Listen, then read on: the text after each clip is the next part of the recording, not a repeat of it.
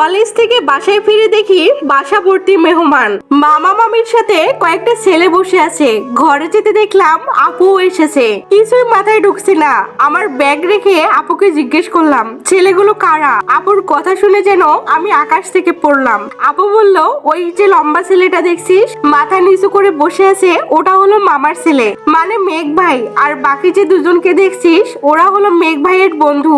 মামা মামি সহ এরা সবাই এসেছে তোকে বউ করে নিয়ে যেতে। আমি আপুর দিকে গরম চোখে তাকালাম। মজা করিস না আপু, আমি সিরিয়াসলি প্রশ্ন করেছি তোকে। আপু একটু ভ্রু কুঁচকে আমার দিকে তাকালো। আপু বলল, আমি তোর সাথে কোন দুঃখে মজা করতে যাব? আর সন্ধ্যায় তোর বিয়ে, বাবার কিছু বন্ধু বান্ধব আসবে, আর হয়তো ফুপুরাও আসবে, আর ঘরোয়া ভাবেই বিয়ে হবে। আমি রাগে পানির গ্লাসটা আছাড় মারতেই তার টুকরো টুকরো হয়ে গেল। রাগে আপুকে বলে উঠলাম, করবো না আমি এই বিয়ে। আমাকে পেয়েছো কি সবাই, যে যা ইচ্ছে তাই ডিসিশন নিবে? আমি তো ভালো করে চিনিও না তাকে, শুধু জানতাম আমার একটা মামাতো ভাই আছে। হুট করে দরজার সামনে বাবার গলার আওয়াজ পেলাম। বাবা বলল, হয়েছে কি, এখানে এত চিৎকার চেঁচামেচি কেন? বাবার উপস্থিতিতে ভয়ে চুপসে গেলাম। আমি চুপচাপ দাঁড়িয়ে আছি, কিছু বলার সাহস পাচ্ছি না। এর মাঝে আপু বিষয়টা সামনে নিল। আপু বলল, না বাবা কিছু হয়নি, হাত থেকে পানির গ্লাসটা পড়ে গেল। বাবা কিছু না বলে চুপচাপ চলে গেল।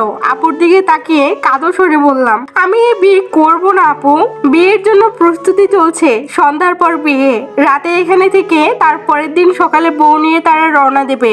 আজ কলেজ থেকে যখন আসছিলাম তখন অনেক প্ল্যান তৈরি করে আসছিলাম। গ্রীষ্মের বন্ধ দিল 15 দিন, কত প্ল্যান ছিল। এই 15 দিন ঘুরবো ফিরবো আনন্দ করব। আর বাসায় ঢুকে এমন শখ খেলাম, নিরুপায় হয়ে মায়ের কাছে গেলাম, কিন্তু কেউ আমাকে বিশেষ গুরুত্ব দিল না। শুধু মামি একবার 2 হাত ধরে কপালে চুমু খেয়ে বলল, লক্ষ্মী বউ আমার। কেউ আমাকে একটু গুরুত্ব দিচ্ছে না। আসার সময় আমার মামাতো ভাই মানে আমার হবু স্বামীর দিকে আর চোখে তাকালাম। এটাই তাহলে আমার মামাতো ভাই? মা একটা লেহেঙ্গা নিয়ে আমার সামনে এসে দাঁড়ালো। আমি এখনো বসে আছি মুখ গোমরা করে। মা আমাকে ওয়াশরুমে নিয়ে গেল আর আপুকে বলল গরম পানি নিয়ে আসতে। এমনিতেই গরমকাল, তার উপর আবার গরম পানি, সবকিছু অসহ্যকর মনে হলো। তবুও কিছু বললাম না। কেমন যেন একটা সময়ের মধ্য দিয়ে কাটছে, নাকি এটা স্বপ্ন? একটু পরে হুট করে ঘুম ভেঙে যাবে, এটাও বুঝতে পারছি না। আজ মনে হচ্ছে আমি একমাত্র প্রাণী যে কিনা কলেজ থেকে আসার পর বিয়ের পিঁড়িতে বসতে হবে। মা আমাকে গোসল করিয়ে দিচ্ছে অনেক যত্ন করে। এর আগে কবে যত্ন করে গোসল করিয়েছে ঠিক মনে নেই। আমি এই বিয়ে করব না মা, তুমি আব্বুকে বোঝাও। আমি ভালো করে চিনিও না তাকে, কখনো দেখাও হয়নি আমাদের। আর হুট করে বিয়ে?